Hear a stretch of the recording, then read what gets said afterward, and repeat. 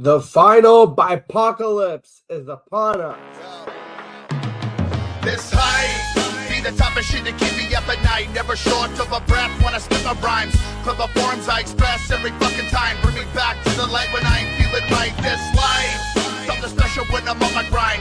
Never short of the stress when I spit the mind. But of course, never rest until I fucking die. For the more lives, as I rock the fucking. Hello and welcome into Thursday Thriller Week 13. We have got a full bipocalypse going on, and we have some very important games. We got some football to manage. You smiling? Yes. Yes, sir. Yes, sir. Why are you smiling? Because I love football. Football's fun. Fun, sir. Fun, sir. It's fun. Yes. You sure? I think. Now you thinking. First you smile, then you think. You think football is still fun? Yes. Sir. Yes. No. No? Sir. Well, it was fun. Not anymore, though, is it? Is it? No, not by No, it's not fun anymore. Not even a little. No, it's not fun when you're trying to manage your fantasy football teams and the Baltimore Ravens, Chicago Bears, Las Vegas Raiders, Minnesota Vikings, Buffalo Bills, and New York Giants, aka just Saquon Barkley, are all on bye week. It really does feel a little bit, especially if you're a losing team, like you're just managing shifting chairs on the Titanic at this point.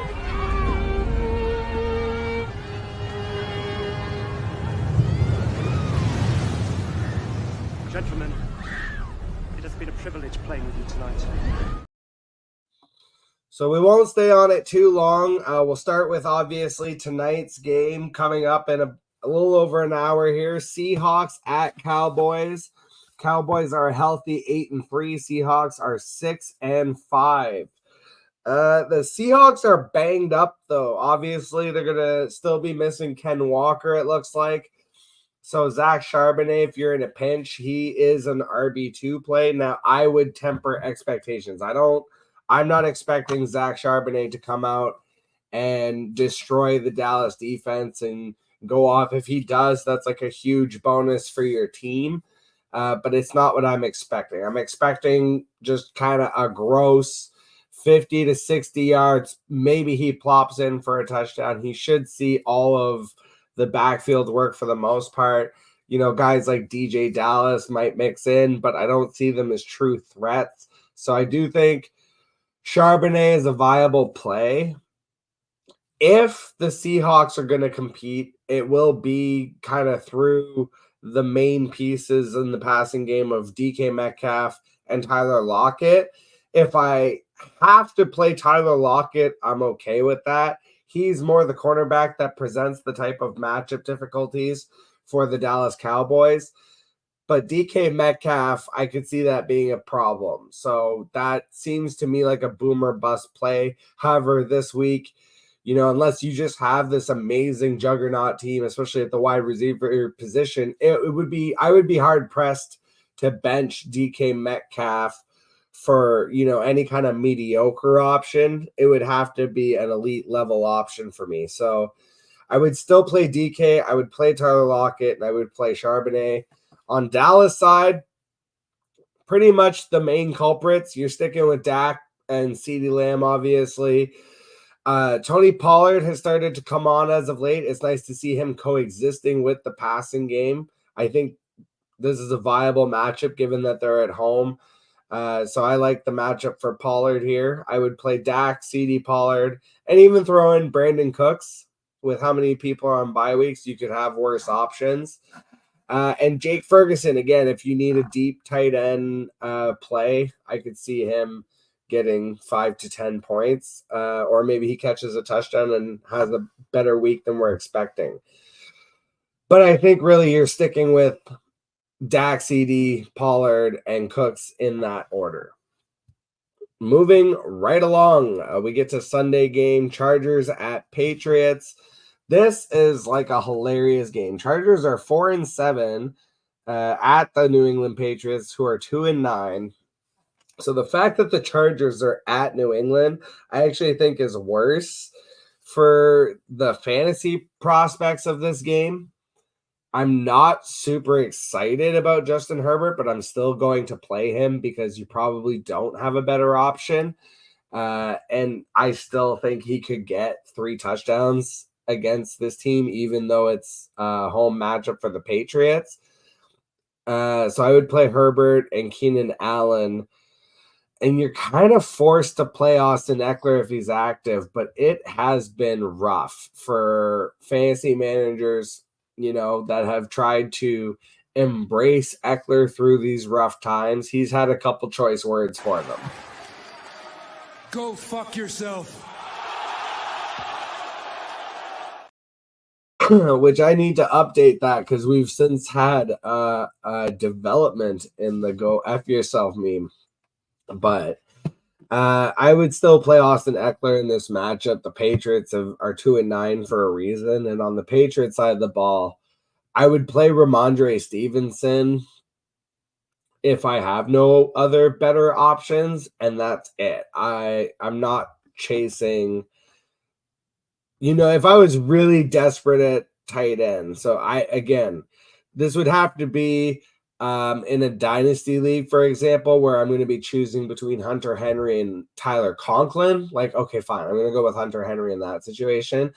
I have another dynasty league where I might choose as a flex option between Hunter Henry and Khalifa Raymond. I can see myself going Hunter Henry in that situation. Those are really the only kind of situations I'm going to find myself actively trying to get Hunter Henry into my lineup.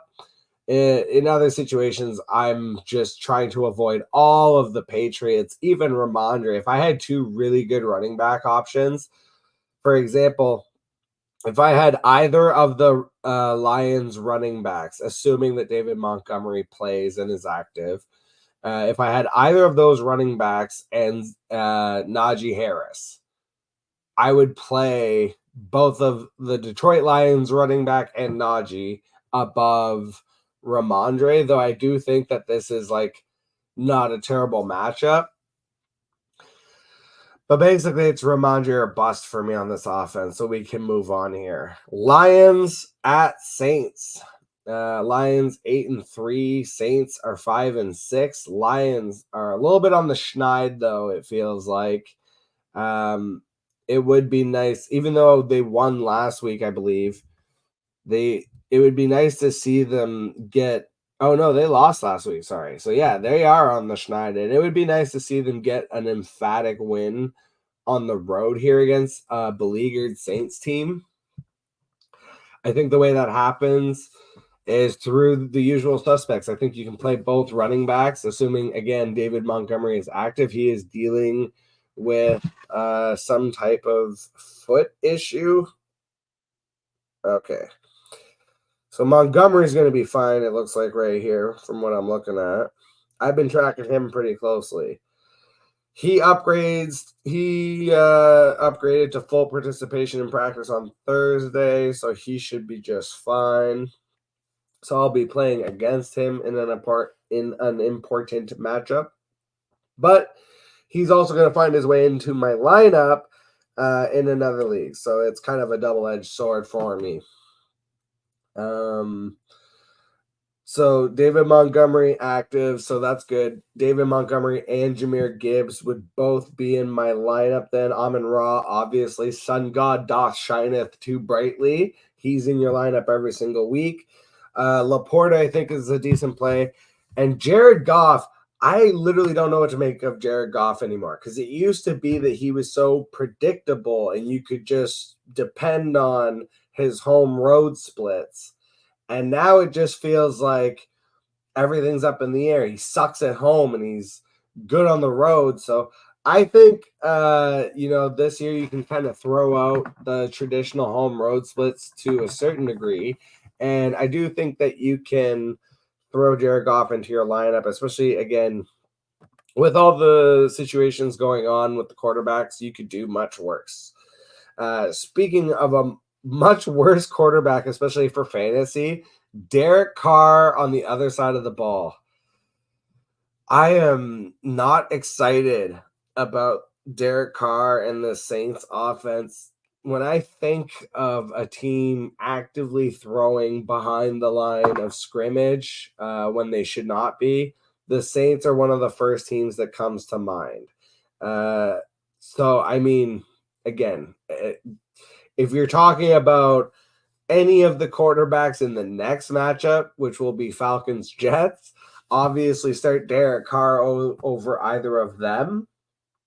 But, you know, in the same matchup, I would rather have Jared Goff over Derek Carr.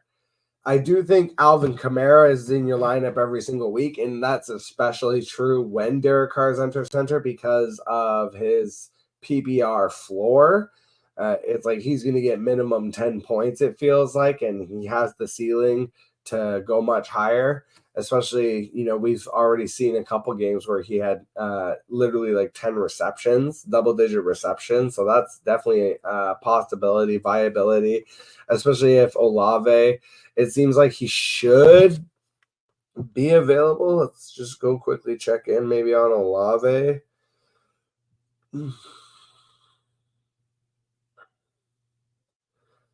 Because I know he was in concussion protocol. He's practicing in a limited capacity. I'm going to say if he's already practicing limited, you know, probably is going to be available, I would think. So, yeah, I mean, if Olave plays, then you play him. There is the re-injury risk, but that exists with pretty much everybody. But yeah, Derek Carr in like the grossest of gross situations, but really the only ones I'm trying to actively play here are Kamara, Olave, and the tight ends. I think Taysom Hill, they're just going to Swiss Army knife him. But also Jawan Johnson, who I traded a long time ago, you know, for not much in a dynasty league, and I feel like I sold him short. He is kind of like a hybrid tight end wide receiver and always has been. So he actually might be viable as kind of a tight end flex, like a dirty tight end flex if you're just looking for like 5 to 8 points. Moving on to probably the grossest match of the week, Falcons at Jets. I heard Breece Hall now is dealing with injuries and might not be available. So that, if Breece Hall is also going to not be available, now he has put in limited sessions. It's a hamstring, it feels like. Or not it feels like. It is a hamstring I'm reading here. But if he's putting in limited sessions, it feels like he will probably play, but I don't think that really matters. Atlanta defense. That's my favorite streaming defense of the week. It doesn't matter that the Jets are at home. After what I saw last week, I'm not playing anybody. Even Garrett Wilson, if I can help it, I am looking for any other viable option. I would be trying to sit Garrett Wilson. I would be trying to sit Breece Hall. I would be trying to pivot to literally anyone else. This is why I had them as candidates as tradeaways, because just, you know, with dealing with the schedule, those are the only two options that any team has to shut down on the Jets, and then you're going to absolutely destroy Tim Boyle. It's not like he's going to lift this team. So I really think, you know, you can play Bijan Robinson. You can throw in Drake London and kind of hope. But I probably wouldn't. I would look elsewhere even for that. And Kyle Pitts, hilariously, I do think it might end up being Jonnu again. But if you still have Kyle Pitts on your roster, like what else are you doing with him besides starting him? Honestly, I do think he could maybe have a sneaky, not terrible game, but we'll see. Maybe I'll end up just having another great "Who Scored More Than Kyle Pitts" segment on Monday. There's really not much going on in that game. Bijan Robinson, and then honestly, if you can get out, just do that. Cardinals at Steelers. Cardinals are 2-10. Steelers are 7-4. 7-4 Steelers are probably going to get a win here and move to 8-4, the grossest 8-4 you've ever seen in your life. I think it's flipped all the way back to Najee Harris now. He was at one point my slam dunk can't miss pick of the year. Do you want to see me dunk? Sure. Yeah? Okay. Are you guys ready?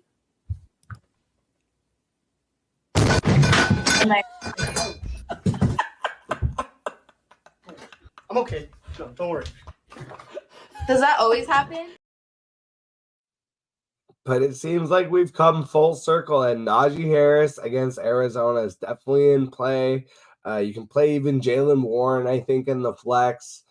The wide receivers, one of them is going to be effective. Now, Deontay Johnson, from what I was looking at, seemed like he was questionable.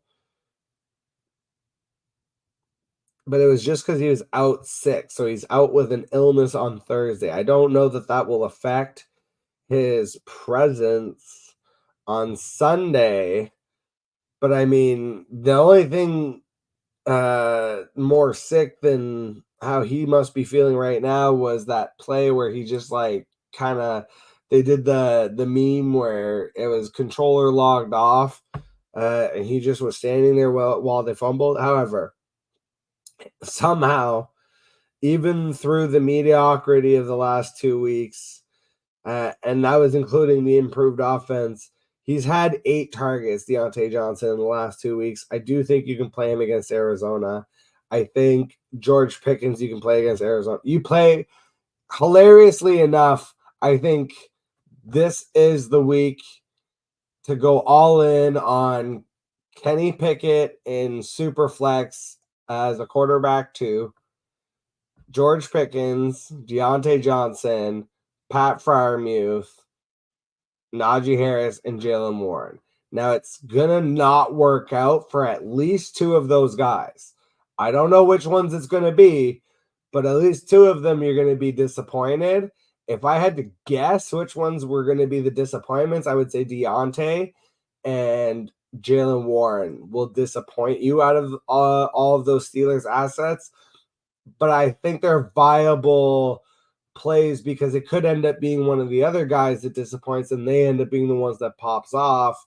And then you end up looking like a genius. So, but it would have to depend on what your options were. You know, if you're asking me, you know, now that David Montgomery is going to be confirmed, should I play either Montgomery or Gibbs? You know, Gibbs, especially last week, feels like people will be nervous because it looked like he reverted a little bit to that early season touch work.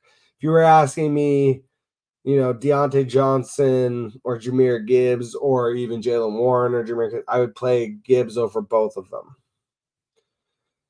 I think the only one I really feel super duper safe about in the Steelers offense right now, if they've flipped the script back to what I think it should be, is Najee and the Muth. I think those are the 2 safe options, but I guess, you know, we'll kind of see. Colts at Titans. This could be a sneaky good game. I don't know that, you know, I am wanting to play any of the Titans assets besides Derrick Henry and DeAndre Hopkins. I think it's end of list after those 2 guys. Indianapolis is where it gets interesting. Do you start Gardner Minshew? Can Minshew Mania get it done? So, I mean, you know, the problem is I still think there's too many viable options above a Minshew Mania. So he would have to be above the level of replacement level quarterbacks like a Jake Browning. Supposedly the Browns are going to be out on DTR, but let's just, you know, use that as the example. You know, Will Levis, that level of quarterback, you know, Desmond Ridder or Tim Boyle, I would play Minshew obviously above those guys. But the problem is, you know, Derek Carr or Minshew. That one's interesting. I think it's about the same, but I could see Minshew having a little bit more upside, so maybe I go with Minshew there. Minshew or Sam Howell, I'm definitely going Sam Howell. Minshew or Russ, I'm going Russ. Minshew or Bryce Young, I'm going Minshew. But in the same game, Minshew or Baker Mayfield, going Baker Mayfield.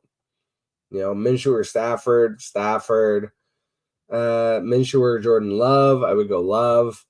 So, maybe I end up being wrong, but I think the options I really like for the Colts, obviously now Jonathan Taylor going to miss a couple of weeks at least. So Zach Moss is right back in your lineup. So it's Zach Moss, Michael Pittman. You can play Josh Downs in this game. He had like 12 targets last week. It was a little bit disappointing, but I think he's right back in your lineup too. So I like Downs. I like Pittman. And in a real desperation, like in Superflex as a second quarterback, if you're choosing between any of those gross names I mentioned and Minshew, then yeah, play Minshew. Even if you're deciding, Superflex, I always say you don't have to play a quarterback at the Superflex position. If you have really juice team, here's a perfect example. In the FF7s, shout out to IDP_Iggy. It's an IDP tournament league. It is Superflex, but I only have one quarterback. And this week, that one quarterback is Josh Allen, so he's on a bye week, so I'm going to have no quarterbacks. But I've stacked my team in such a way that I just fill that second Superflex spot with, another really good high-end skill player. And then I just, I decided to juice out the defense, and I've managed to have a winning record. So, the Superflex thing could come back to bite me against maybe some of the elite tier teams. But so far, so good. And last week I posted, I can't remember if it was last week or the week before. There was, in the last couple of weeks, I posted a high score. And so that would have been even above some of the other teams with two quarterbacks. So it is, you're not bound to it, but all of that to say, if Minshew is going to get me a guaranteed 15, it would have to be a really good skill player for me to play above him in my super flex spot. So as a second quarterback, I do see that as viable. But that's pretty much it for this game. Dolphins at Commanders. Dolphins 8-3. Commanders are 4-8. I think I missed the record on the last one, by the way, but whatever. Colts are chasing for the AFC South crown at 6-5. That was an important thing I should have said. But other than that, doesn't really matter. Dolphins at Commanders. Dolphins 8-3. Commanders 4-8. I mean, you play all your Dolphins like usual. Now Tyreek is managing an ankle injury, but he's also on a campaign for 2,000 yards. And I think regardless of, it's funny because there are certain players that will absolutely put team metrics above individual metrics. I think that's like the whole thing with Barry Sanders and what we're seeing in the Barry Sanders documentary. I don't know that Tyreek Hill has that mentality. I think he really wants the 2,000 yards for himself, and I think he's going to get there come hell or high water. So I do think he plays. I do think he's highly effective. He is very much in your lineup. Jalen Waddle's in your lineup. Raheem Mostert's in your lineup. If Devon Achane is active, that's the interesting one to me, where I think this is a week, again, I like to be able to make decisions with as much information as possible. And last week, we had the advantage of there were many games played on Thursday and Friday. There were 4 different games played. That means 8 teams ran. So you had a lot of information of how people were doing going into the weekend to be able to decide if I'm down by a lot, I can put in a player that has high upside, but maybe can go out and get a 0 as well. This week, kind of the same thing, but what you have to really go look at is the bye weeks and how they're affecting the team against you. So if you go look at the team across from you in your matchup, and they either have not filled the spots in their lineup, or they already have, and you look at the bench and it's like all people they can't drop, but it's like also all people on a bye week. Those are situations where you might be looking at the projected points and realizing, okay, they are playing absolute dog shit players against me just to be able to set a lineup, and or they are not setting a lineup for this week, whatever it might be. Like, they're projected to get 70 points because they don't have a quarterback and they don't have a second wide receiver and they don't have a kicker. And, you know, vampire leagues, there's lots of tournament style leagues where there are not a lot of waivers and that kind of thing. You know, in Scott Fishbowl, perfect example. Not like you're going to run out and get a quarterback off waivers. And the person that I'm facing this week, their second quarterback is Josh Allen. So it's like, oh, they're not going to have Josh Allen for this matchup. Now, this very important matchup where they need to advance.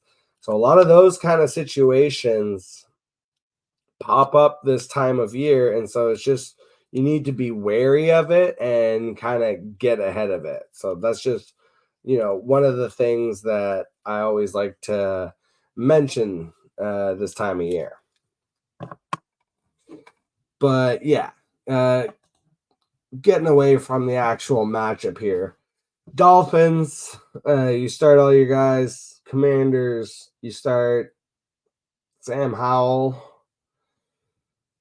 Brian Robinson. Those are the two that I think for sure you're probably starting. I mean, unless you have another really great quarterback option. But I think you're starting both of them. Terry McLaurin has just been incredibly disappointing, and I just don't understand with Sam Howell throwing it as much as he is, how Terry McLaurin hasn't been much better. But, you know, all the people who said he was mid, I guess, you know, this is the season that they get to do their victory lap. I felt like, you know, death taxes in 1,000 yards by Terry McLaurin, but it really has been, even if he gets there, it's been really gross. And even with all that said, I would start him over, you know, let me see. You know who else has been incredibly disappointing? Chris Godwin. I would start him over Chris Godwin. That's about kind of the level where I'm at with Terry McLaurin. Curtis Samuel, I think you can play him. The fact that Curtis Samuel is active, though, means that you cannot play Jahan Dotson. You should be out on Jahan Dotson anytime Curtis Samuel is active. Even last week, Jahan Dotson caught the touchdown only after Curtis Samuel was ejected. So unfortunately, you know, they kind of eat into each other's role. However, Curtis Samuel himself, he is, you know, a decent play, I feel like, if you're in kind of a desperation spot with all these bye weeks going on. And Logan Thomas is kind of the same thing, desperation play. It didn't work out last week. It usually is only viable for maybe 5 to 10 fantasy points, but sometimes that's all you're looking for from your tight end position. Broncos at Texans. Hilariously, both of these teams are 6-5. Could you believe the Broncos would be 6-5 after they got their teeth kicked in by the Dolphins in a 70 burger? But I actually think you fire up everyone in this game now.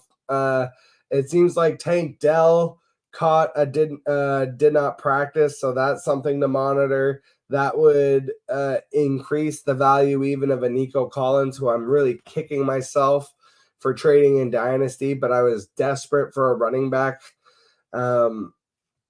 I only have Derrick Henry and Kyron Williams, and that is it. It's like the next best running back I had was Royce Freeman.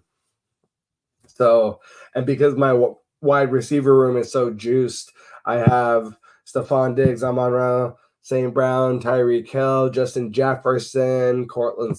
Like, I've got wide receivers falling out of my ears. So I was like, okay, I can give up Nico Collins and Rondale Moore to get back Jerome Ford in a fourth.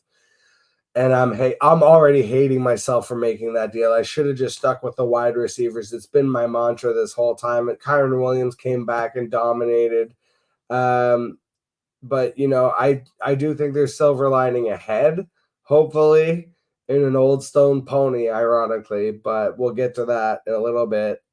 For the Broncos-Texans matchup, I would play everybody. Literally, like, I want pieces of this game. I want Russ. I want Cortland Sutton. I will take Jerry Jeudy, but it's been really mid all year. That's another one where it's like Jerry Jeudy or the aforementioned Terry McLaurin. I think that's like 50-50 ball there. They could both end up with basically the same amount of points. And they've both been pretty disappointing, but I think they're both kind of middling plays this week, especially if you're just filling roster spots with all the bye weeks to make sure that you're getting some points. So definitely those are in play. The running backs, I would even play Samaje Perine. Houston, they've been better the last couple of weeks, but like over the course of the season, they have been had by the running backs. So I think Javonte Williams and Samaje Perine, who seems to have taken back that backup job mostly to himself, I think they're both in play if you really need a running back. And then on the Texan side of the ball, we were told Dameon Pierce was going to come back and take the job right back from Devin Singletary, and it definitely did not work out that way. Now, Singletary didn't have like a huge fantasy day last week, but he was still easily the most involved, especially in the passing game. And I think he's shown enough that they're going to lean on Singletary, especially down the stretch. So I think you can play Devin Singletary. Obviously, Tank Dell would be in your lineup, but you need to monitor now his practice reports and whether he's going to be available. And if not, that would make Nico Collins a huge play. And if Noah Brown's available, he's a monster play as well. So I like both of those. And then Dalton Schultz also you got to keep an eye on him and his practice reports and whether he's going to be available. But normally he's cooled off the last couple of weeks, but with how just generally bad tight ends are, you can usually play Dalton Schultz. Like if you're asking me Dalton Schultz or Logan Thomas or Dalton Schultz or Kyle Pitts even, which is hilarious. Like I'll take the shot on Schultzy because I've seen it before. Panthers at Buccaneers. This is now into the 4:00 games. There's only 3 of them. 1-10 Panthers at 4-7 Buccaneers. I do not want any of the Panthers. I don't think they just fired Frank Reich, and normally a team gets like the new coach boost. I think this could end up actually working against the Panthers, and maybe they go out and get slaughtered by a division opponent who's better than their record. So I would play Baker Mayfield. I would play Mike Evans. I would play Rashad White. I would even play Chris Godwin. And again, middling options, or if you just need to fill a spot. He almost had a better day last week if he would have caught the touchdown. It was a tough catch to make, but normally he does make that catch. So I could see, Chris Godwin finding his way into lineups, but I'm not enthused about it. And on the Panther side of the ball, I'm trying to not start anybody if I can help it. Like Adam Thielen, if I don't have any other options, and end of list. Like I'm not starting Bryce Young, not even in super flex. It's been terrible. Like if you have him in a super flex, especially dynasty, put him on the bench and wait and see, but it's not something I'm trying to actively do right now. So I would definitely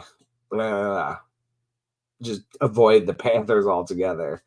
We do have a comment coming in. Shout out to Bryce Ridley. Dak or Mahomes this week? That's a good question, actually. Dak or Mahomes? Dak or Mahomes? Isn't it crazy that my instant gut reaction wasn't to say Mahomes, like too sweet, but the Thursday night matchup that's at home, that is a tough one. I gotta say, you're throwing me a curveball here, Bryce. The next one was at the flex PPR, full PPR, Deontay or Thielen.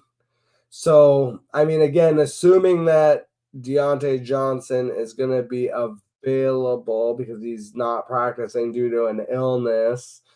I do like the matchup at Arizona, and I just was saying how much I don't like the Thielen matchup, but I mean, for the Panthers to have any chance, it all has to go through Thielen, it feels like. So, twist my arm there. I'm still going to go with Thielen in a full PPR and just hope that they kind of go back to just feeding him like crazy. Because last week was the first time we really saw the target drop off as opposed to just him, struggling and having a bad game. But it was only like 3 targets last week. But I would go right back in the well and hope that the new coach bump works for Thielen. For Dak Mahomes, that's the tougher one. I hate that it's a Thursday matchup. I don't like that Seattle's I feel like you got to stay in the flames with Dak. I can't. I might end up being totally wrong because Thursday night football is wonky, but give yourself a reason to watch tonight. And, just the fact of you got to go with the hot hand and stay in the flames with Dak. I think Mahomes is still a great option this week, but it is a road game at Green Bay. I could see him only throwing like 250 and 2. Whereas Dak feels good for 303 tonight, so I'm gonna roll with Dak. Maybe I'm a little biased too because he just helped me win Vampire League against the Vampire and avoid getting one of my players snatched. All right, we got what is this? 4 matchups left. All right, Browns at Rams. Browns are 7-4. Rams are 5-6. Is Joe Flacco about to save the Cleveland Browns? Like, could you imagine in the year 2023 if Joe Flacco were to lead the Cleveland Browns on a deep playoff run into a Super Bowl? Would that not be the most fucking hysterical thing ever? Of like, Joe Flacco's always kind of like been very mid in the regular season, but like has had that one magical playoff run. What if deep in his bones he's got one more magical playoff run left in him, and it's for the Cleveland Browns? I don't think it is, but I do think that Flacco is an upgrade over DTR and that other dude that they're running out from the XFL. I think Flacco is an upgrade not just to the receiving options, but to the running backs, which would be most important to me. Now, Kareem Hunt, I think, is managing a groin injury, so keep an eye on that, especially if for some reason Kareem Hunt were to not be available. Then Jerome Ford really is through the roof and to the moon. His playoff schedule is still very juicy. So I'm not, panicking on Jerome Ford yet, but I am a little kind of frustrated with, I guess, the fact that he didn't get a lot of carries last week when he was averaging 7 yards per carry. So I want to see more from Jerome Ford. Amari Cooper could be also managing an injury, so I'm really feeling like, I'm playing David Njoku comfortably. I'm playing Jerome Ford in this game. If Kareem Hunt manages to find his way into the lineup, then I would still play him as a flex option of he's either going to find the end zone or not. But I like basically just those 3 options, and then I'm moving on. On the Rams side, we saw Stafford come back and dominate last week with Tyler Higbee and Kyron Williams. I don't know if Cooper Kupp and Puka Nacua can like rebound, weirdly enough. But, maybe. Cooper Kupp's been incredibly disappointing even when he's been on the field. Normally, it's only been the injuries that have hampered him. This year, I'm not really totally sure what's going on. I can admit that I haven't watched a ton of Rams football closely enough to really see if it's the fact that there's kind of been some emergence from the younger guys, but I think you still have to play Cooper Kupp most likely above most options. I would play Puka Nacua here. I'm not trusting Tyler Higbee. I don't think he's just, suddenly going to be a touchdown monster. But if you were really desperate, again, if you're telling me you are the Mark Andrews owner and you lost him, or you've been riding Dalton Kincaid, who's now on a bye, or some kind of issue like that, and you're looking between one of the Bengals tight ends like Drew Sample or Tanner Hudson, or you're talking about, oh, maybe I'm going to try Tucker Kraft, the rookie for Green Bay. I like him a lot. I wouldn't play him, especially over. I would take the shot on a Tyler Higbee and just pray that he catches another touchdown at that point. But really, I'm trying to just start Stafford, Kyron, Cooper Kupp, and Puka Nacua, depending on my wide receiver options. 49ers at Eagles. This is the big game of the week. 8-3 49ers, 10-1 Eagles. Everybody's in on this one. Brock Purdy, Debo, Brandon Ayuk, George Kittle, and CMC, obviously. All of them are in your lineup. On the Eagles side, now Dallas Goedert's not back, but just keep an eye on his availability down the stretch, and whether he's going to be back in time for the fantasy playoffs, especially if he was dropped in your leagues. Just maybe keep an eye on that. But otherwise, it's the usual suspects: Jalen Hurts, A.J. Brown, Devonta Smith, DeAndre Swift. Get on out of here. Boom. That was the easiest one of the night. Sunday night matchup. Chiefs at Packers. 8-3. Chiefs at the 5-6. Packers, who have been showing signs of life and love, because Love has been playing much better as of late. I don't think that Jordan Love is the next Aaron Rodgers, Brett Favre elite Hall of Fame quarterback, but I do think he is a good NFL quarterback. I think he is above average, and I had said so since the preseason, and I don't think the Packers are going to move on from him this offseason. First of all, I don't think their record is going to be good enough necessarily for them to have a high enough quarterback pick. They don't traditionally trade up to make moves like that. I think they go with Jordan Love again next year, and probably for the next several years after. He strikes me as a guy who will be at least a 5 to 7 year starter for them. Maybe I end up being wrong, but I mean, this is essentially kind of what we saw out of Aaron Rodgers his rookie season, which was after redshirting behind Brett Favre for several years. And I think that they would be remiss to just, move on. I think Jordan Love has definitely shown flashes. And if you were to actually bother to surround this man with some weapons instead of just, every rookie under the sun, like both of the tight ends, the entire receiving room, not any of those players, except for like Dobbs and Christian Watson, were more than sophomores. And, even those Dobbs and Christian Watson, they're returning for their second year. So it's all one of the youngest offenses in the league. So I think you have to give them, the time. Now for this game, I'm very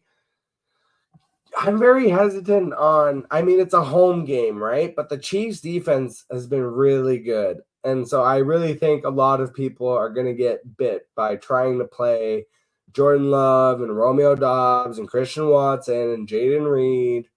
And I think one of them will have a good game. I don't think all three of them and Jordan Love just kind of explode in this huge shootout with Patrick Mahomes. Maybe I'm wrong. Maybe that's what ends up happening.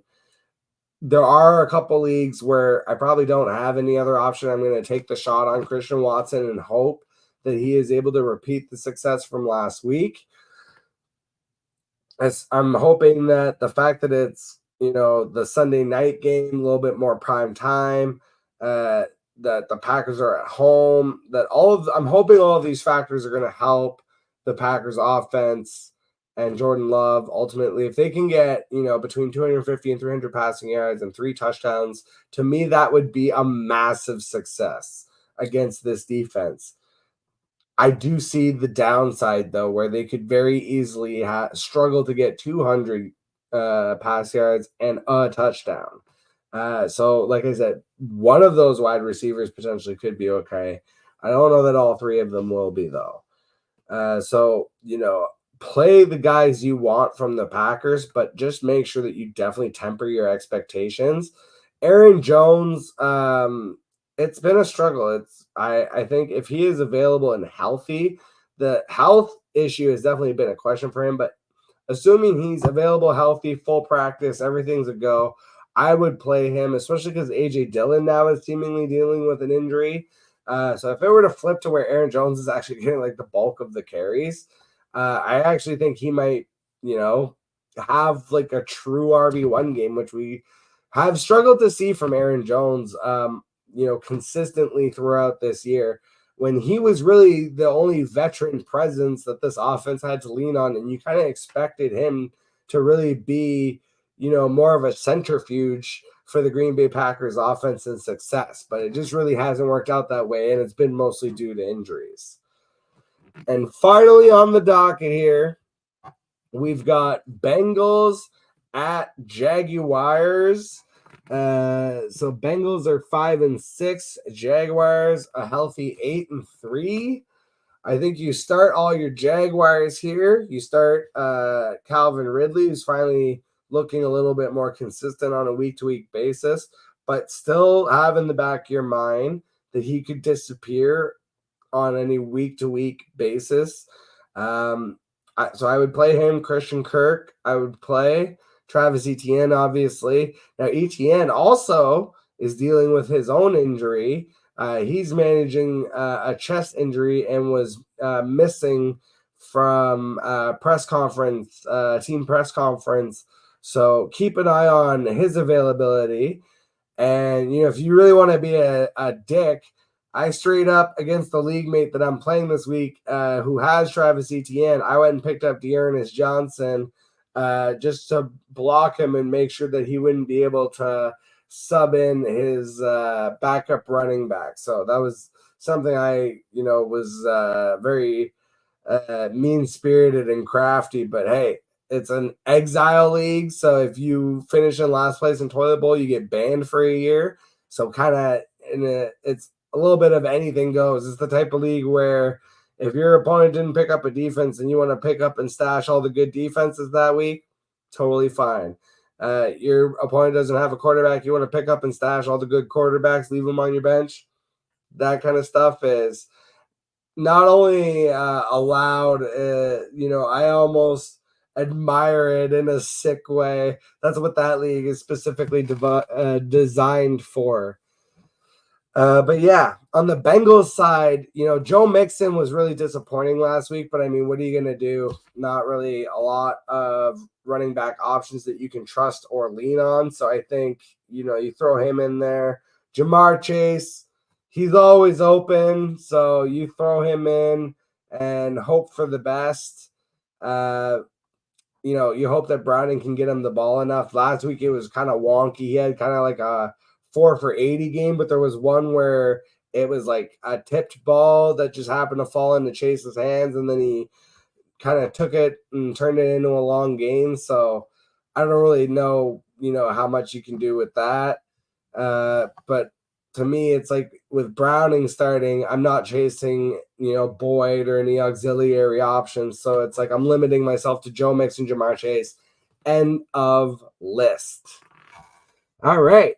That is it for the matchups. I'm going to jump in here. I do see a couple questions in the group chat. I'll answer a couple. I got a couple minutes left here before I'm going to bounce out for some Thursday night football.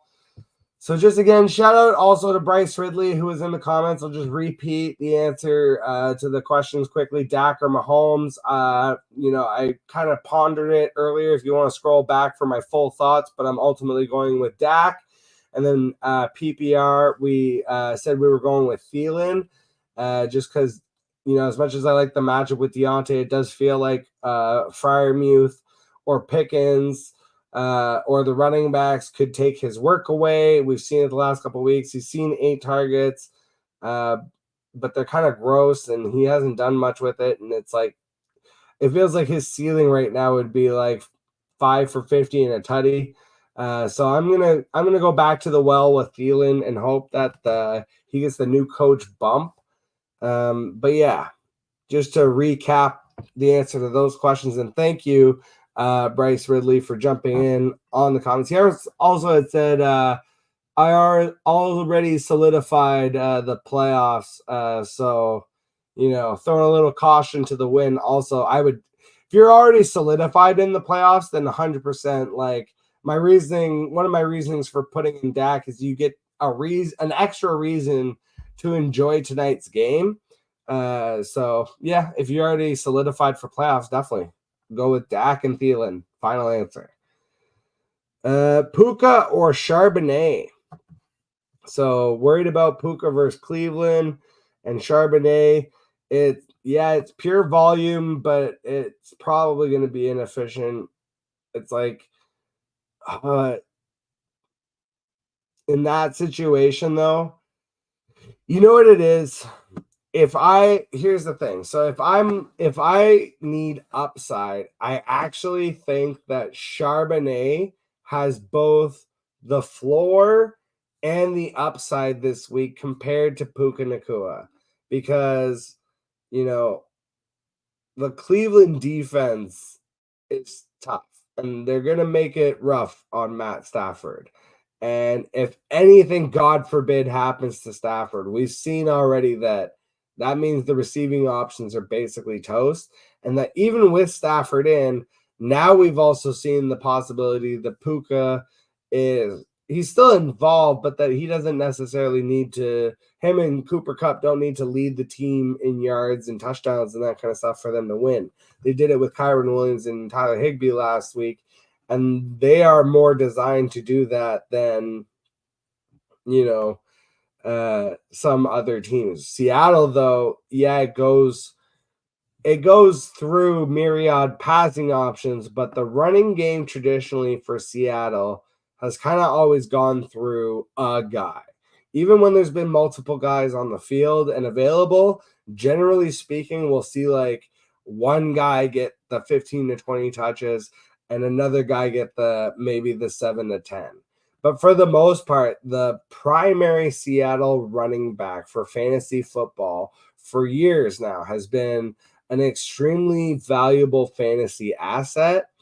And I do think that if the Seattle Seahawks with a banged up Geno Smith against this pass rush are going to come in on Thursday Night Football and have any chance to beat the Dallas Cowboys, it's going to be by establishing the run with their young, healthy running back.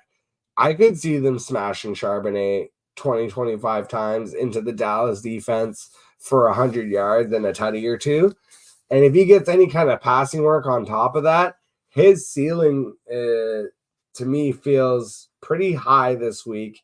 And the floor feels like almost guaranteed 5 points. So I really like him as an RB2 play, especially because it's Thursday. You should not be putting him in your flex. So make sure, people always say that. Make sure you don't put them in your. Look, I assume that you're smart enough to know how to play fantasy football, but just in case, maybe you forgot or you genuinely haven't heard that before. Yeah, if someone's playing on Thursday, a running back or a wide receiver, you take them out of the flex spot, you put them in the plain old running back or plain old wide receiver spot so that come Sunday, if there's a surprise injury or any kind of shit happens, you have a more flexible option available to you. So that's just something to be aware of. But long story short, because I definitely made that short story long, between Puka or Charbs, I think I would go with Charbs. Half PPR, Achane if he plays or Charbonnet tonight. So this one sucks because you're assuming that Achane will play and be available, and that he will then also succeed to a greater extent than Charbonnet. So this is kind of the situation where it's like I almost have to have a third option that I would be as comfortable with as both of Achane and Charbonnet, or or I guess in theory, like if I had another running back that I was gonna play above Charbonnet but below Achane, like now we're getting real nitpicky. The problem is I want Achane in my lineup if I need any kind of like massive upside. If I'm the team that has bye weeks that I just can't, like, for some reason I couldn't pick, it's super flex, and so I don't have the ability to go pick up another quarterback, and I have Josh Allen or Lamar Jackson on bye this week. I'm gonna throw Achane in my lineup. If Achane doesn't play, or if he goes out there, gets injured again and leaves, or he goes out and the one thing I haven't seen is him go out and just like not perform. It feels like it's either been he gets injured and leaves the game, or he explodes for 200 yards. So it's like there hasn't been an in between yet with Achane. That's kind of the problem. So I think I would just go with Achane if I really needed the upside. But if I am like the leading team here, I've already locked in the playoffs. I'm 9-2 or whatever it is. The other team is struggling, and I just need a basic floor play. And I don't want to have to wait and think about if Achane's going to play or not. That's where I'm definitely going to go with the safer play of a Charbonnet in that situation. All right, here's a big question. It's going to be the last question of the night unless someone comes in the comments here.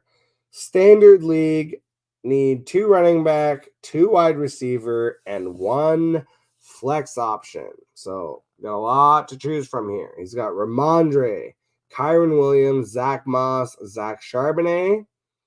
And the wide receivers are CeeDee Lamb, Amon-Ra St. Brown, Puka Nacua, and Nico Collins. So he needs 2 running back, 2 wide receiver, and 1 flex. So you have to play CeeDee Lamb and Amon-Ra. That's obvious for the 2 wide receiver. You have to play Kyron Williams and Zach Moss for the running backs. The question becomes, to me, am I playing Ramondre, Zach Charbonnet, or Nico Collins in my flex? And the answer is Nico Collins. I'm playing Nico Collins in my flex because he presents the most upside to me with CJ Stroud and the matchup against Denver, but also because there's a chance that Tank Dell now could not be available. And if that happens, definitely Nico Collins is going to be targeted as the number 1 target for the Houston Texans. So I think for me, I'm going with Kyron Williams, Zach Moss, CeeDee Lamb, Amon-Ra St. Brown, and Nico Collins. And that is going to end today's show. I'm kind of experimenting a little bit with these live shows. I'm starting to think that it's ironic because when I first started doing the content stuff, I was really thinking that I would not do a lot of live shows, that might be something I have to build to in the future. And I would always do pre-record. But honestly, the lives have worked for scheduling better. They're a little easier to manage actually in terms of getting them out there and everything, ironically enough. So I really thought that I would not end up doing as many of the lives that I've already done. But I'm actually even starting to think that maybe for the rest of this season, not next week, but maybe after, starting the week after, and going into next year, I think that might end up being a thing where and I'm gonna kind of run it by the group chat and some other people and kind of see how people respond to it. But I think the main idea would be to have all the live streams during the week except for wild card would still be pre-recorded and released on Wednesdays, just generally Wednesday mornings. There's not a specific time for that. But for Monday Mayhem and Thursday Thriller, which could get rebranded, the names and stuff in the future, but basically the main reaction show and then the main start sit show, I think in the future I'm going to do the Monday, Thursday shows live at 7 p.m. Eastern, just every week across the season. And kind of, maybe get some people jumping in and having a little fun in the comments and stuff. It's something I've really enjoyed on the Sunday streams, and that when I have done the streams on the Mondays and Thursdays, and when we do have comments, I do enjoy that. So I think that's something I want to incorporate more going forward. So yeah, if you're out there still fighting for the playoffs, never give up and never surrender. Thank you guys so much if you made it this far into the show. And as always, drop a super kick, the like and subscribe button, drop an elbow on that bell, and I will catch you guys on the flip side. He's running down the middle by the 50. He's at the 30. He's bare-chested and banging his chest. Now he runs the opposite way. He runs at the 50. He runs at the 40. The guy is drunk, but there he goes. Bare-chested. Somebody stop that man. Here comes